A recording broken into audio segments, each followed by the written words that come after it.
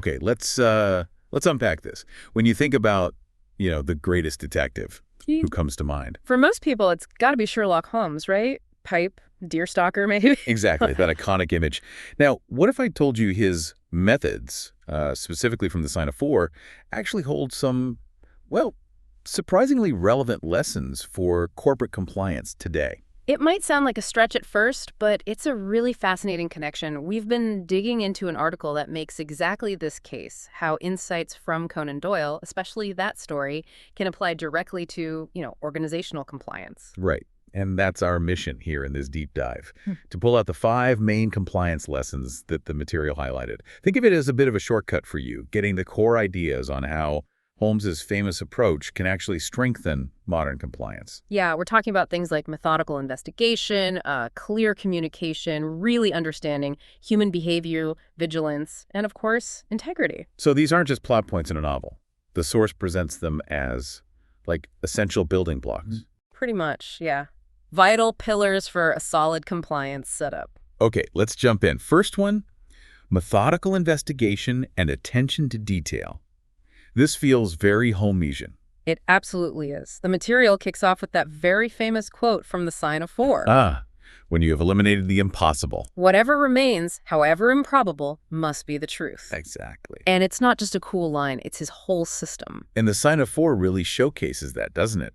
How he observes everything, documents it, the logical deduction. Precisely. And the article argues that this process is, well, fundamental for things like internal investigations or compliance audits in a company. So how does that translate, practically speaking? What does that methodical approach look like in compliance? It means meticulous attention to detail, like really meticulous, thorough documentation of everything, collecting evidence systematically, not just the obvious stuff. And then crucially, rigorous analysis. You have to be able to separate the actual facts from assumptions or just, noise. Right. So why is this level of rigor so important? Why is it non-negotiable for a compliance team?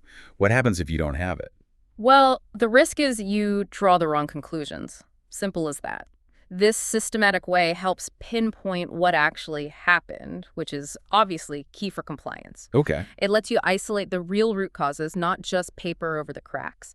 It helps find those little gaps in your controls that might otherwise go unnoticed. And the payoff? The payoff is implementing fixes that genuinely work because they're based on facts. The material really stresses that overlooking details can let problems fester and, blow up into major financial or reputational damage or regulatory trouble. It's foundational. Building the case brick by brick. Got it. Okay, second lesson. The source points to Holmes and Watson's relationship in the story Watson documenting. Holmes explaining as an example of why clear communication is so vital. Yeah, it's a great illustration. That dynamic highlights the need for transparency. And the article emphasizes that clear, effective communication channels within the organization are just as critical for compliance. So it's about making sure information flows properly. What's the main goal of that communication in a compliance context, according to the source? It's really about fostering transparency, making sure issues can be reported promptly and accurately, and that needs to flow in all directions between compliance folks, management, employees, everyone. And the why behind that. Why is that transparency so crucial for the organization's compliance health? Because a culture of transparency, as the material puts it, significantly cuts down risk. It means you can spot problems early, right? Before they escalate. Exactly. Catch them before they become massive headaches. Plus, it builds trust inside the organization, which is huge for strengthening the overall compliance culture. When communication is open, people understand the goals, the expectations, and they feel part of maintaining them. Trust and transparency. Makes perfect sense. Okay, lesson 3, understanding human behavior. This one feels really interesting.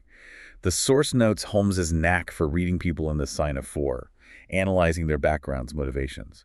Oh, definitely. His success often hinges on that deep understanding of why people do what they do. And the parallel for compliance pros Is that you absolutely have to understand the human element in your own organization. You can't just look at rules on paper. What does understanding the human element actually involve, based on the article? It means digging into what drives employee behavior. Is it money, ambition, maybe fear, or just the pressure to conform to the company culture? So getting into the psychology a bit. Yeah, understanding employee psychology, organizational dynamics. The source mentions things like ambition, fear, greed, even just the desire to fit in as key drivers to be aware of. And why is digging into that why so important for compliance work? It's not just about rules enforcement then. Not at all. By understanding those motivations, compliance teams can actually get better at predicting where issues might pop up. They can identify risks sooner, maybe even prevent misconduct before it happens. Becoming more proactive. Exactly. It helps you manage risks tied to unethical behavior or fraud more effectively. You can design training that actually hits home, tweak policies to encourage better behavior, and spot those subtle red flags. The things someone just focused on the rules might miss. Precisely. The material suggests that understanding the why helps you intervene more effectively and build a more resilient ethical culture overall. Adds a whole different dimension to compliance. Yeah. Okay, number 4, vigilance against complacency. The source points out how Holmes is always alert in the story, never assuming anything, always noticing the small stuff. Yes, his constant awareness is key. He never gets complacent. And the compliance takeaway is that you can't afford to get complacent either. Even if things seem quiet, processes look good, vigilance is absolutely essential, constant vigilance. Like, why? If things seem to be running smoothly, isn't it okay to relax a little? The material is pretty clear on this. Risks are always changing. New regulations come out, new threats emerge, think cyber, market shifts, business evolves. Right, so compliance has to evolve too. It has to adapt proactively.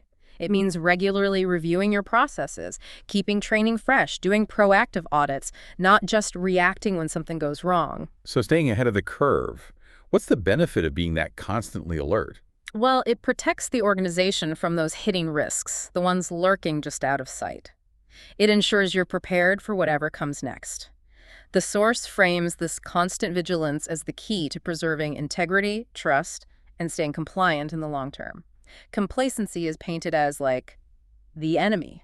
Continuous practice, not a project you finish. Makes sense. Which leads us nicely to the final lesson, integrity and ethical fortitude.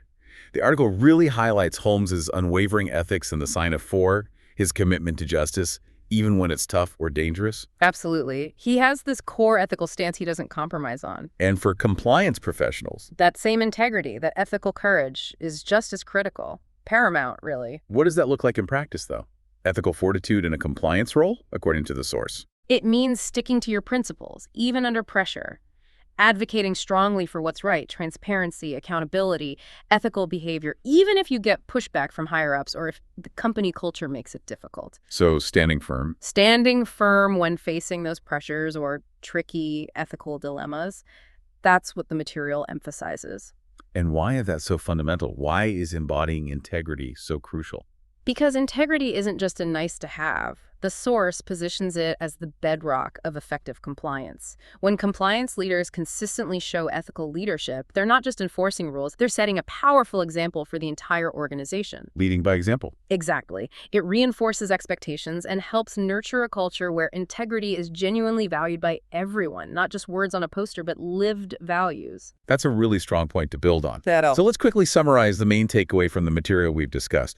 Basically, adopting these 5 Holmesian principles, that rigorous investigation, clear communication, understanding human behavior, constant vigilance, and unwavering integrity can seriously strengthen an organization's compliance efforts. Absolutely. The source makes a compelling case that applying these principles helps drive transparency, builds accountability, allows for proactive risk management, and ultimately protects the organization's reputation and ethical standing. Precisely. It safeguards and enhances those critical aspects. It's pretty amazing, really, how insights from a classic detective story can offer such practical guidance for modern business challenges. It really is. And maybe a final thought for you to consider, building on the source's conclusion.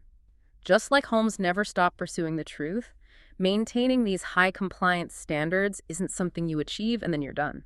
It takes continuous effort. It requires that personal commitment day in and day out to stay vigilant and uphold that integrity in a world that's always changing.